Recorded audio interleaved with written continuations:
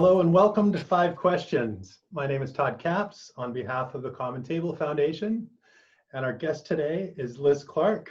Hi, Liz. Hi, Todd. Very nice to see you.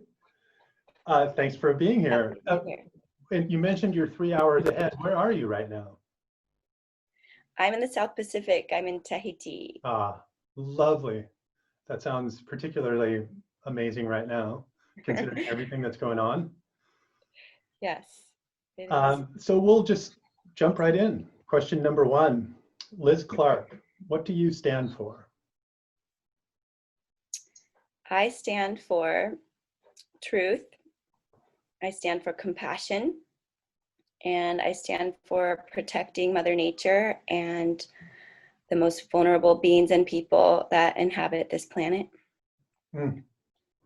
Indeed. Question number 2. Tell us a brief story of a turning point in your life, and why was it significant? I think probably the biggest turning point in my life was, sailing away from Santa Barbara and away from my life in California when I was 25 years old, and really committing to my dream and committing to my values and,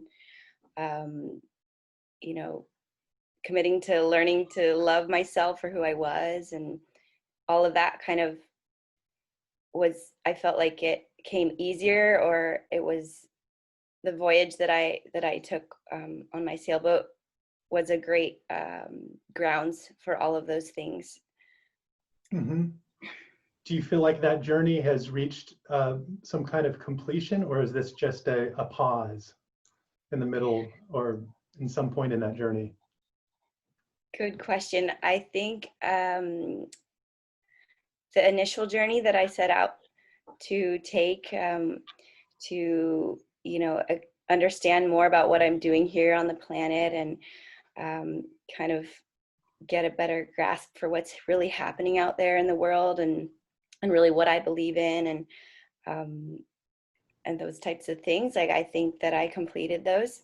Mm-hmm. And right now, that's kind of one of the reasons that I'm decided to be on land right now and do a lot more giving back. And I'm doing a lot of work with various nonprofits and trying to spread a little of the love and magic that the world has given to me through my voyage and my dream. Beautiful. Good to hear. Moving on, question number 3. What problem must be solved? I think in the last several months, I've really seen how we must solve and dismantle white supremacy. And I think it really connects into all of our mistreatment of nature, our oppression and dominance over different peoples of the world. And I see how it's really at the pinnacle of our deepest, most critical issues. I think that's number 1 at this point. And do you think it's achievable? Solvable may not be the right word, but do you think?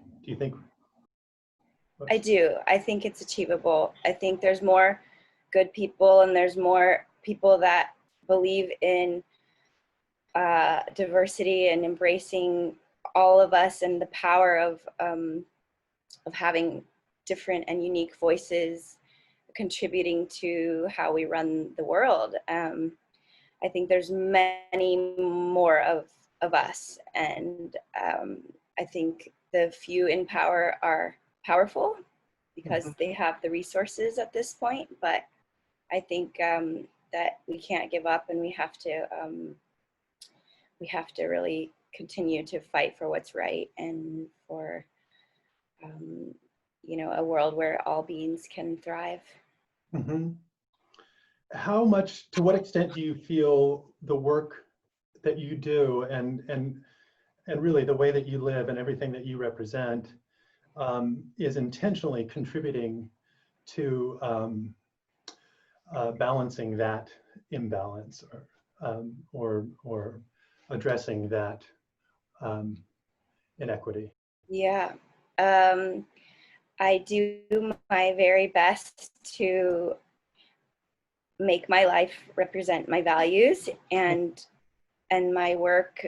At this point, I'm so lucky that I have been able to shape so much of my work around around contributing positively to this issue, and to environmental issues, and how I'm seeing now how they're also linked. And so yeah, I'm really fortunate to have such a clear vision of my passion, and to be able to spend so much of my time dedicating myself to creating positive change. Yeah, wonderful.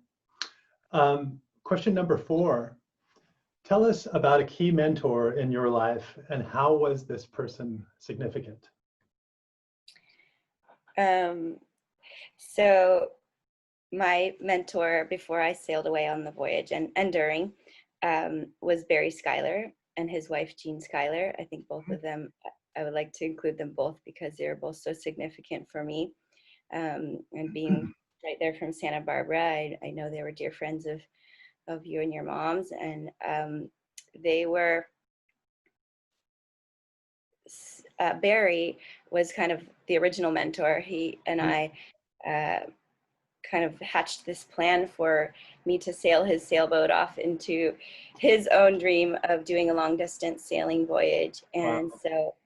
so he had this vision of empowering me and many other women in his life over the years to test their strengths and get a chance to dive into this really male dominated world Mm-hmm. of sailing, and also being one of the founders of the environmental studies program at UC Santa Barbara, where I studied.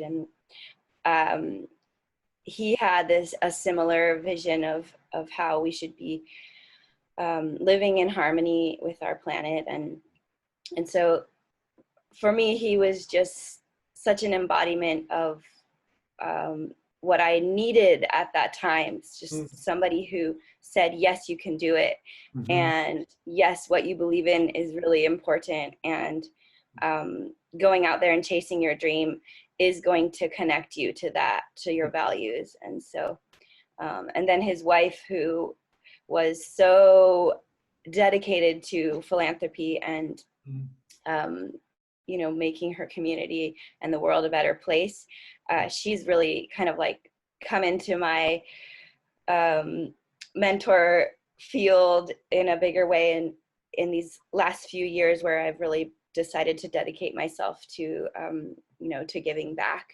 Having her as an example is I'm really lucky to have known her and to have seen and watched her dedication and how much she accomplished quietly and humbly over so many years of hard work. Well, how wonderful for you, but also just hearing you, what a wonderful tribute to both Barry and Jean. That's really lovely. And finally, question number 5 for Liz Clark. What gives you hope? Hope. I think the youth of today give me a lot of hope. I see a lot of young people standing up for what they believe, and really questioning our society and questioning the way things work, and deciding to dedicate themselves to change, and even making changes, just individual changes in their own life that have an impact, positive impact. And between the youth and just nature itself, I think seeing the resilience of nature always gives me hope to keep going when I just feel really burnt out or worn down from the good fight. Yeah. Yeah. Fantastic.